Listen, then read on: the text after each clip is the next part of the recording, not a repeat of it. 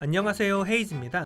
우리는 지난 영상들을 통해 나의 진짜 별자리가 무엇인지, 그리고 각각의 별자리들은 어떤 특징이 있는지 알아보았습니다. 물론 점성술 차트를 별자리 하나로 환원할 수는 없겠지만, 그래도 이 어센던트에 걸리는 진짜 별자리가 여러분을 설명하는 가장 큰 특징 중 하나라는 것을 부정할 수는 없습니다. 그럼에도 뭔가 많이 아쉽습니다. 이 진짜 별자리의 특징이 분명 나를 설명하는 것 같기도 한데 뭔가 부족하다는 느낌이 드는 분들도 있으실 겁니다. 그래서 오늘은 저번 시간에 약속드렸던 또 다른 나의 진짜 별자리에 대해 알아보고자 합니다. 지난 영상에서 어센던트에 걸리는 진짜 별자리를 설명하면서 제가 이 별자리는 당신의 DNA와 같다고 말씀을 드렸습니다. 그리고 별자리에는 각각 주인 행성이 존재한다고 설명을 드렸죠. 이 둘의 관계에 대해 기업을 예시로 들었던 것이 기억이 납니다. 하나의 기업이 별자리에 해당한다면 그 기업을 대표하는 사람이 바로 주인 행성이라고 말씀을 드렸습니다. 예를 들어 어센던트에 양자리가 걸린다면 이 양자리라는 기업은 굉장히 공격적이고 전투적인 특징을 가지게 될 겁니다. 네, 이게 바로 DNA에 박혀있는 여러분의 특징이라고 할 수 있겠습니다. 그런데 이 양자리라는 기업은 사람이 아니기에 어떤 상호작용을 맺을 수가 없습니다. 그렇기에 양자리라는 기업을 대표하는 사람이 하나 필요하고 바로 그것이 주인 행성인 화성이 된다라고 말씀을 드렸습니다. 어센던트가 여러분의 DNA에 해당하는 대표 별자리인 만큼 어센던트의 주인 행성은 여러분을 대표하는 행성이 됩니다. 그렇기에 우리는 이 행성을 어센던트의 주인, 영어로는 로드라는 말을 써서 어센던트 로드, 줄여서 어센 로드라고 부르게 됩니다. 가령 어센던트가 양자리라면 어센 로드는 화성이 될 것이고, 어센던트가 황소자리라면 어센 로드는 금성이 될 겁니다. 마찬가지로 어센던트가 쌍둥이 자리라면 어센 로드는 수성이 될 것이며, 어센던트가 개자리라면 어센 로드는 달이 될 것입니다. 각각의 별자리의 주인 행성에 대해서는 과거 별자리를 설명하는 영상에서 모두 다뤘기에 지금은 별자리와 주인 행성에 해당하는 표만 띄워드리도록 하겠습니다. 자, 그러면 어센던트와 어센 로드까지 우리는 이해하게 되었습니다. 그러면 생각을 좀 더 확장해 보고자 합니다. 점성술 차트에서 왼쪽 검은 선을 나타내는 어센던트가 양자리에 위치해 있기 때문에 이 양자리가 내 진짜 별자리가 되었다면 나를 대표하는 어센 로드인 화성이 위치하는 별자리도 당연히 내 성격에 영향을 미칠 겁니다. 다시 말하자면 어센던트가 위치한 곳의 별자리가 나에게 너무 중요했듯이 어센 로드가 위치한 곳의 별자리도 나에게 분명 중요한 영향을 미칠 겁니다. 네, 그리고 우리는 이 어센 로드가 위치한 곳의 별자리를 바로 나의 또 다른 진짜 별자리라고 이름 붙이려고 합니다. 그렇다면 이 두 별자리는 어떤 차이가 있는 걸까요? 이런 예를 들어보겠습니다. 평생을 오리무리에서 자란 백조가 있다고 해봅시다.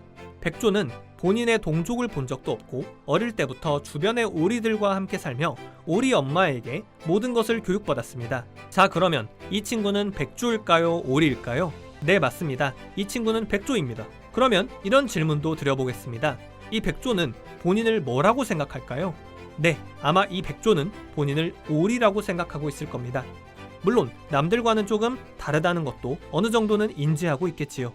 그러면 여러분에게 질문 드려보겠습니다. 이 백조는 백조입니까? 오리입니까?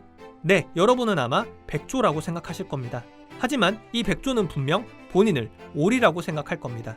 그리고 실제로도 만약 죽을 때까지 오리무리에서 살아간다면 솔직히 오리라고 봐도 크게 이상하진 않을 겁니다. 즉, 본인의 신체와 본질은 백조가 맞는데 정신이 오리라면 이 친구는 백조의 특징도 가지고 있고 오리의 특징도 가진다는 겁니다.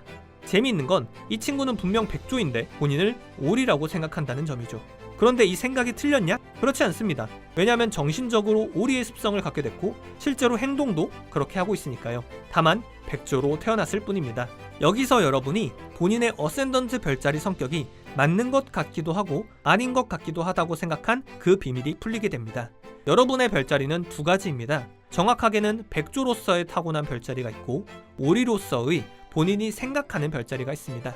정확하게 정리해보자면 여러분의 어센던트에 걸린 별자리는 백조라는 본질에 해당하는 별자리이며 여러분의 어센 로드가 위치한 별자리는 바로 오리라는 여러분이 생각하는 나는 이런 성격이야 를 나타내주는 별자리가 됩니다. 즉, 여러분이 생각하는 여러분의 진짜 성격을 나타내주는 별자리는 어센던트 별자리보다는 어센 로드가 위치한 별자리를 읽어주는 것이 좀 더 피부에 와닿는 느낌이 있다는 것이죠. 자, 이 차트를 보겠습니다. 우리가 배운 것처럼 우리는 어센던트에 걸린 별자리인 사자자리로 태어났습니다.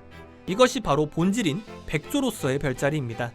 즉 당신의 본질은 사자 자리입니다. 하지만 사자 자리의 주인 행성인 태양은 황소 자리에 위치합니다. 이것이 바로 정신을 의미하는 오리로서의 별자리입니다. 즉 당신의 정신은 황소 자리입니다. 정리하자면 여러분의 본질은 백조, 즉 사자 자리이며 여러분의 정신은 오리, 즉 황소 자리입니다. 그렇기에 여러분은 사자 자리보다는 황소 자리라고 본인을 인지할 가능성이 조금 더 높습니다. 하지만 본인이 사자 자리 성격을 읽었을 때 제법 공감을 하고 있다면 본인이 어떤 사람인지, 내 DNA, 내 본질이 어떠한지 스스로 잘 인지하고 있다는 것을 의미합니다. 물론 이 둘은 완벽하게 구별된다고 하기는 어렵습니다. 그렇기에 우리는 성격을 읽어줄 때 반드시 두 성격 모두 고려해야만 합니다. 이 사람은 DNA가 사자자리이기에 화려한 것을 좋아하고 본인의 업적으로 주목받고 싶어하고 권력에 대한 욕망이 있으며 자신의 양심에 반하는 행동을 매우 싫어할 겁니다. 그리고 자신의 신념을 사랑하고 돈보다는 본인이 원하는 목표를 무엇보다 중시하는 모습 또한 드러날 겁니다. 이러한 특징은 본인이 인지하든 인지하지 못하든 DNA로서 박혀 있을 겁니다. 하지만 실제 본인이 생각하기로는 황소 자리의 안정성을 추구하고 평화롭고 안정적인 삶을 살기 위해 열심히 노동하며 참을성이 있고 돈과 감각이 중요한 황소 자리의 성격에 조금 더 공감하게 되는 것입니다. 정리해 보겠습니다. 어센던트 별자리는 본인의 DNA로 박혀있는 별자리로서 당신의 본질에 해당하며 어센로드가 위치한 별자리는 본인이 스스로 생각하는 성격에 좀 더 가깝습니다.